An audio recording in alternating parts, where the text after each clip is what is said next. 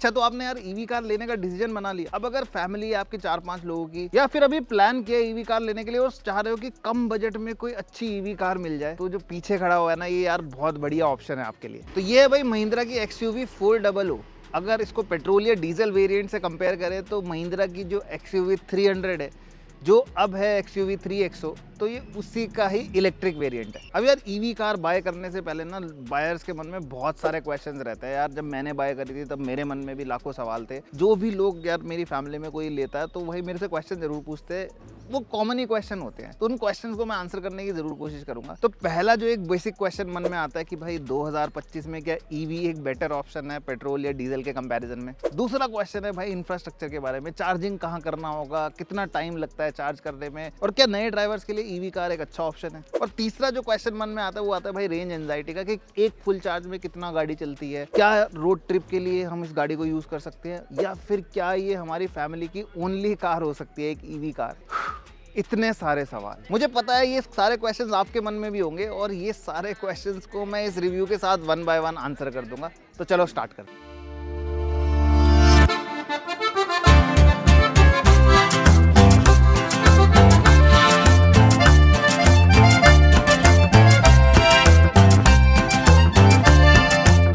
तो यार सबसे पहले बात करते हैं इसके एक्सटीरियर की, बिल्ड एंड डिजाइन के बारे में। अब यह है तो ये XUV 300 का रूप ही, मतलब अगर आपने महिंद्रा की XUV 300 देखी होगी, बट इस इलेक्ट्रिक वर्जन को भाई कुछ बहुत माइनर से इंप्रूवमेंट्स और चेंजेस दिए गए जो अच्छे लगते हैं देखने में। जैसे इसमें कुछ कॉपर के एलिमेंट्स हैं, अगर आप देखो फ्रंट पे ग्रिल पे या फिर इसके साइड्स पे देखें और थोड़ा बहुत बैक पे भी देखें, तो कुछ हद तक इसके अंदर कुछ कॉपर के एलिमेंट्स है जो कि इसकी लुक को बहुत ज्यादा एनहांस करते हैं। अब देखो वैसे इस टाइप का डिजाइन अगर मैं बोलूं पर्सनली तो मेरे को इतना पसंद नहीं है, थोड़ा बॉक्सी टाइप का डिजाइन है, बट इसकी भाई रोड प्रेजेंस बहुत अच्छी फील होती है। अब जिनको थोड़ी ऊंची और हैवी गाड़ी पसंद है और एक इलेक्ट्रिक वर्जन भी लेना चाहते हैं, तो ये गाड़ी भाई उनके लिए बेस्ट चॉइस रहने वाली। जो इसकी फ्रंट लाइट्स है वो भाई LED हेडलैम्प्स है, बट कोई DRLs नहीं है, जो मतलब जो वैसे लाइट करते हैं जो आपने नेक्सॉन वगैरह में देखे होंगे वो नहीं है, बट LED हेडलैम्प्स है इसके अंदर। अब अगर आप साइड से इस गाड़ी को देखोगे ना तो आपको पता भी नहीं लगेगा कि ये इलेक्ट्रिक है या पेट्रोल डीजल वर्जन है, बिल्कुल सिमिलर टू XUV 300 लगती है। बट एक ही चेंज है इसके अंदर, जो नीचे का इसकी भाई कॉपर फिनिश है वो थोड़ा सा डिफरेंस बताती है कि भाई ये एक ईवी कार है। अब भाई अगर बैक के डिजाइन की बात करें तो ये बिल्कुल एक ट्रेडिशनल सा डिजाइन है, जो जैसे ट्रेडिशनली गाड़ियों में होता है। इसके अंदर LED टेल लैंप्स है, बट वो कनेक्टेड नहीं है, और जो लुक्स है वो थोड़ी ट्रेडिशनल टाइप है, बिकॉज मैंने पहले ही बोला एक बॉक्सी डिजाइन है। बट गाड़ी की अगर ओवरऑल डिजाइन की मैं बात करूँ ईवी कार की, अगर मैं पेट्रोल या डीजल वेरिएंट से कंपेयर करता हूँ, तो ये मुझे ज्यादा बेटर लगता है उससे, और ज्यादा पावरफुल भी फील होता है। तो थोड़ा बात कर ले भाई इसके बूट स्पेस के बारे में। अरे वाह भाई, बहुत तगड़ा बूट स्पेस है इसके अंदर। वैसे बोलने में ये 375 लीटर्स का है, बट बिकॉज इसमें डेप्थ बहुत ज्यादा है तो आप यहाँ पे ऑलमोस्ट बड़े बड़े 4 बैग्स भी एडजस्ट कर सकते हो। मैंने ट्राई करके देखा था, 4 बैग्स इसमें इजीली आ जाते हैं। और किसी भी गाड़ी से कंपेयर करें अगर बूट स्पेस को ईवी कार से इसी रेंज की, उससे बहुत बेटर बूट स्पेस है इसका। इसके साथ आपको इसका 3.5 किलोवाट का एक चार्जर मिल जाता है, और भाई वो पंचर वगैरह किट, हवा भरने वाले का हिसाब किताब यहाँ पे मिला है पूरा। और इसके नीचे भाई इसका एक स्पेयर व्हील भी है, जो कि बिल्कुल सेम है, जो कि कार में वैसे टायर यूज किया है वही सेम टायर है। जनरली और सब में इंचेस का फर्क होता है, बट इसमें स्पेयर व्हील दिया है वो सिमिलर दिया हुआ है। अब यार ये महिंद्रा XUV 400 का जो पुराना ईवी वर्जन था, उससे लोगों को एक ही प्रॉब्लम थी, उस कार के इंटीरियर।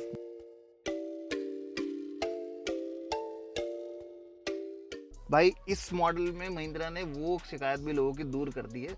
इस गाड़ी के जो इंटीरियर है वो बहुत ही इंप्रूव्ड है पुराने मॉडल को कंपेयर करो तो। ऐसा नहीं बोलूंगा कि बहुत ही अच्छे बना दिए, कि बहुत ही डिफरेंट लुक के इंटीरियर है, बट स्टिल पुराने वाली गाड़ी से बहुत अच्छा फील होता है। अब इंटीरियर के बारे में बात करें तो यार अगर इसको देखें ना तो थोड़ा सा पुरानी गाड़ियों वाली फील तो आती है, क्योंकि इसके जो कंट्रोल्स हैं वो बहुत बड़े बड़े हैं। मतलब बटन्स देख लो, अगर AC वेंट्स के वो भी बहुत बड़े हैं। AC की जो डिस्प्ले है वो भी वो पुरानी जो ब्लू कलर वाली आती थी वो है। But overall build and design अगर बात करें तो वो बहुत अच्छा फील होता है, बिकॉज जो प्लास्टिक यूज किया गया है वो बहुत प्रीमियम क्वालिटी का है। AC वेंट्स बहुत बड़े बड़े हैं। अगर मैं इसके स्टीयरिंग व्हील की बात करूँ तो वो भी बहुत बड़ा है। और अगर इसके सेंटर कंसोल की बात करें तो इसमें भी वही कॉपर टच दिया हुआ है जैसा बाहर एक्सटीरियर में दिया हुआ था। सेम प्राइस रेंज में कंपेयर करो तो उनके अंदर भाई कप होल्डर्स नहीं है, तो यहाँ पे कप होल्डर्स भी है।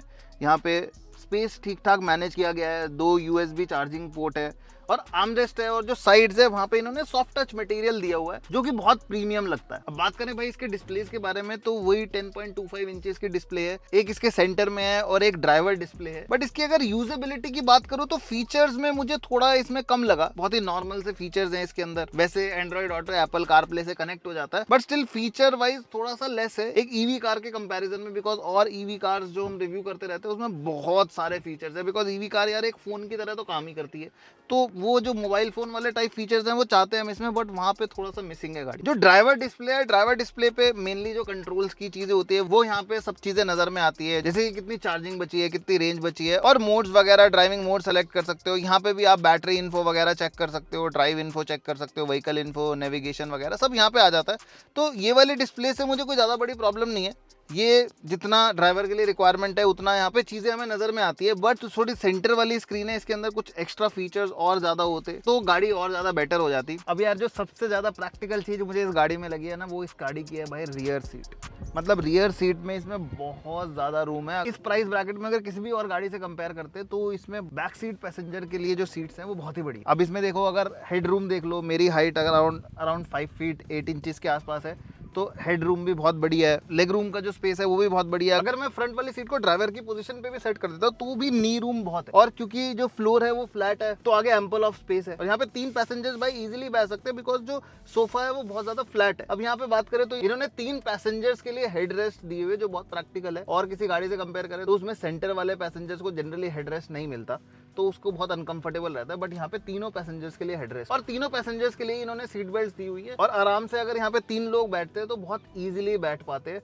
तो जो बैक सीट है भाई उसने तो दिल जीत लिया इसका। और बैक में अगर बात करूँ कुछ प्रैक्टिकलिटी की तो यहाँ पे एसी वेंट्स है और एक चार्जिंग पोर्ट है, फास्ट चार्जिंग पोर्ट ही है, और यहाँ पे फोन रखने की जगह भी है, और एक 12 वोल्ट 120 वॉट का एक सॉकेट भी है जहाँ पे आप कुछ भी चीज चार्जिंग पे लगा। यहाँ पे इन्होंने ये पता नहीं मुझे ये जो दिए हुए हैं ये रबड़ के बैंड से ये कुछ ना कुछ सामान अटकाने के लिए है, बट स्टिल ये कुछ प्रैक्टिकल नहीं लगे मुझे। सीट के पीछे कुछ पॉकेट्स वगैरह होती है, उसमें कुछ सामान लगाने के लिए होता तो ज्यादा बेटर था। अब भाई इसके इंटीरियर में मुझे कुछ कमियां फील हुई हैं। पहली चीज तो कि वेंटिलेटेड सीट्स नहीं दी गई, जैसा हमारा कंट्री का टेम्परेचर है तो भाई वेंटिलेटेड सीट्स जरूर देनी चाहिए थी, और बहुत सारी गाड़ियों में आ रही है अभी इसी सेम रेंज की। दूसरी जो मुझे कमी लगी वो है भाई इसकी कैमरा क्वालिटी मतलब बहुत ही एवरेज सी है, और सिर्फ रियर कैमरा है। 360 डिग्री कैमरा बहुत ज़रूरी है, मतलब मैंने तो फील किया है कि जब भी हम ड्राइव करते हैं गाड़ी 360 डिग्री कैमरा बहुत ज़्यादा यूजफुल आता है। इसमें 360 डिग्री कैमरा भी नहीं है, और जो रियर कैमरा है उसकी क्वालिटी नॉर्मल सी है, प्लस जो रियर कैमरा है उसमें वो गाइडेंस लाइंस भी नहीं है जो हमें बताती है कि भाई हम सही गाड़ी चला रहे हैं नहीं चला रहे,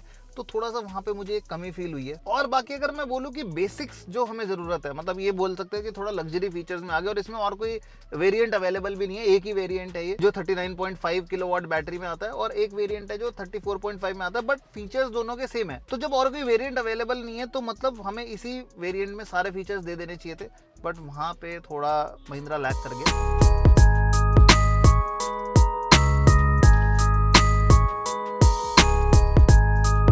अब भाई बात कर लेते हैं इसकी ड्राइविंग एक्सपीरियंस के बारे में। पहले मैं ओवरऑल ईवी के बारे में बात करता हूँ, तो अगर ईवी कार का ड्राइविंग एक्सपीरियंस की बात करूँ ना तो भाई पेट्रोल या फिर डीजल कार गाड़ी से बहुत ही ज़्यादा बेटर है। और अगर भाई मैं इस कार के बारे में बात करता हूँ तो जो नंबर्स आपको ऑन पेपर दिख रहे हैं एक्चुअल में वो सही में फील होते हैं, जो इसका पावर है, जो इसका टॉर्क है। अब भाई इसमें मैं ड्राइविंग मोड्स की बात करूँ तो इसमें 3 ड्राइविंग मोड्स हैं। One is fun, fast and fearless. अगर फन मोड में हम जैसे जनरली बोले तो इकॉनमी टाइप जो ड्राइव होता है वो इकॉनमी टाइप ड्राइव आप कर सकते हो। अगर आपको और ज़्यादा बेटर एक्सपीरियंस चाहिए गाड़ी का तो फास्ट मोड में आप ड्राइव करते हो। और फियरलेस मोड भाई मैं बोलूँगा जनरली शो ऑफ करने के लिए, क्योंकि आप हमारे इंडियन रूट्स पे तो उसको नहीं दौड़ा सकते, बट उसमें बहुत ज़्यादा टोटल और बहुत ज़्यादा पावर फील होती है। ड्राइव क्वालिटी बहुत बढ़िया है। जो लोग स्पोर्ट्स कार में ज़्यादा इंटरेस्टेड होते हैं, जिनको स्पीड और ये सारी चीज़ें, तो उनके लिए भाई ईवी कार बहुत बढ़िया है। और ये सारे आपके जो मन में क्वेश्चन है बिल्कुल निकाल दो कि ईवी कार कहीं चल पाएगी नहीं चल पाएगी। आप इसको ऑटो से कंपेयर मत करो, ये गाड़ी बहुत पावरफुल है। पेट्रोल डीजल इंजन के कंपेरिजन में गाड़ी अब बहुत पावरफुल है, क्योंकि उसका एक रीज़न है, क्योंकि इनके अंदर सिर्फ एक बेल्ट है जो रोटेट कर रही है। यहाँ पे कोई गियर्स वाला सिस्टम नहीं है, तो वो बहुत ज़्यादा टॉर्क और बहुत ज़्यादा पावर प्रोड्यूस करती है। अब भाई जो ईवी गाड़ी में ना एक और चीज़ है जो कि होती है रीजन मतलब कि ये गाड़ी अपने आप को खुद से चार्ज करती है। जब आप चलाते रहते हो तो खुद से अपने आप को चार्ज करती रहती है। अब वो वाली चीज़ जो मैंने और दूसरी गाड़ियों में देखी है उसके डिफरेंट मोड्स होते हैं, लेकिन इसका सिर्फ एक ही मोड है। अगर आप इसको ड्राइव में एल पे ड्राइव करते हो तो वहाँ पे ये आपको रीजन का फील देती है। रीजन क्या होता है, सिंगल पेडल ड्राइव बन जाती है गाड़ी। आप स्पीड दोगे, अब अगर आपको लगता है कि थोड़ी दूर में कोई भी ऑब्स्टेकल है तो आप जैसे ही स्पीड छोड़ोगे तो ये गाड़ी अपने आप ब्रेकिंग लेती है। तो ये एक बहुत बढ़िया फीचर है और अपने आप को चार्ज भी करती है। मतलब अगर मैं रीजन चार्जिंग के बारे में बात करूँ तो ये गाड़ी थोड़ा सा कम चार्ज करती है। इसके जो राइवल्स है उनके रीजन मोड 0, 1, 2, 3 है, तो उनमें रीजन ज़्यादा बेटर चलता है। अब भाई फाइनल वर्डिक्ट देने से पहले मैं आपके क्वेश्चंस आंसर कर देता हूँ।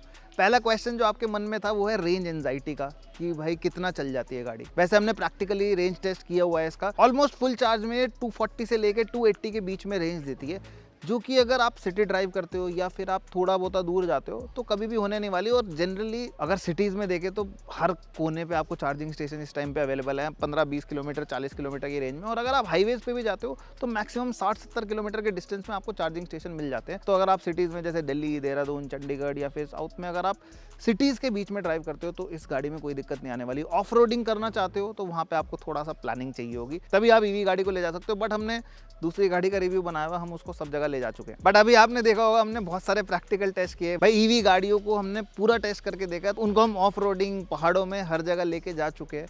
और क्या प्रैक्टिकली आपको चाहिए होगा, क्या प्लानिंग चाहिए होगी, वो सारी चीज़ें बताइए। चेकआउट करना है तो आप जाके चेकआउट कर सकते हो। और एक और क्वेश्चन जो मन में आता है कि भाई क्या ईवी कार हमारी फैमिली की ओनली कार हो सकती है। देखो ये क्वेश्चन ना इंडिविजुअल पे डिपेंड करता है। अब आपकी अगर छोटी फैमिली है और आपकी ड्राइव नॉर्मली रहती है और आप नॉर्मली सिटी ड्राइव करते हो और फैमिली के साथ कभी थोड़ा बहुत दूर का डिस्टेंस ट्रैवल करते हो तो कोई दिक्कत नहीं है। बट अगर आप बहुत ज़्यादा ऑफ रोडिंग वाले हो, आप रोड्स पे ज़्यादा रहना पसंद करते हो, तो आपके पास एक सेकेंडरी पेट्रोल या डीजल गाड़ी होनी चाहिए। बट अगर आपकी नॉर्मल ड्राइव है तो कोई दिक्कत नहीं है। किन लोगों को ईवी लेनी चाहिए भाई, जिनका डेली का 60-70 किलोमीटर 100 किलोमीटर का ड्राइव है उनके लिए बहुत बढ़िया है। जो महीने का 3-4 हज़ार किलोमीटर 5,000 किलोमीटर तक भी ड्राइव करते हैं उनके लिए बहुत बढ़िया है। बिकॉज जितनी गाड़ी की EMI आएगी भाई उतना ही आपका पेट्रोल का एक्सपेंस बचा देगी। मतलब प्राइस के मामले में देख लें तो ये जो वेरिएंट्स है इसके वो 14 टू लेके 17 लाख के बीच में आ जाते हैं। 14 लाख में जो कम बैटरी वाला वेरिएंट आता है और 17.5 लाख में जो इसका टॉप मॉडल है, जो हाईएस्ट बैटरी पैक वाला 39.5 वाला, वो आ जाता है। और अगर आप सब्सिडीज़ वगैरह इंक्लूड कर लो तो लगभग 15-16 लाख रुपए के बीच में आपको ये गाड़ी मिल जाएगी। अगर आपको मिलती है आपकी सिटीज़ में सब्सिडी, वो आपको चेक करना पड़ेगा। नहीं मिलती तो भी ये एंट्री लेवल के लिए लेस 15 से 20 लाख के बजट वालों के लिए बहुत बढ़िया ईवी कार है। तो मतलब ओवरऑल अगर बोलूँ तो जो भी लोग एंट्री लेवल में ईवीज़ में एंटर करना चाहते हैं उनके लिए बहुत प्यारी गाड़ी है। जो भी इसमें बेसिक्स है, जो बेसिक्स रिक्वायरमेंट है वो सारी की सारी गाड़ी में। अल्ट्रा लग्जरी या फिर कुछ एक्स्ट्रा फीचर्स होते हैं उनमें थोड़ा लैक कर रही है, बट जितने फीचर्स की रिक्वायरमेंट होती है ना वो गाड़ी के अंदर पूरे हैं। मैं पर्सनली जो बॉक्सी डिजाइन है इतना ज़्यादा लाइक नहीं करता, बट स्टिल जिसको एक रोड प्रेजेंस वाली गाड़ी और एक हैवी कार चाहिए और इलेक्ट्रिक वाली फील भी चाहिए तो ये कार बहुत बढ़िया है भाई उन लोगों के लिए। तो आप लोग क्या मन बना रहे हो, क्या आप ईवी कार पे शिफ्ट होना चाह रहे हो या फिर इस गाड़ी के लिए प्लान कर रहे हो, मुझे कमेंट सेक्शन में ज़रूर बताना। और कौन कौन से टॉपिक या किसी गाड़ी के साथ कंपैरिजन या क्या आप लोग चाहते हो वो भी मुझे कमेंट सेक्शन में बताना। सब कुछ आपके लिए करेंगे। बाकी मिलते हैं फिर किसी नेक्स्ट इंटरेस्टिंग सी वीडियो में, तब तक के लिए बाय बाय।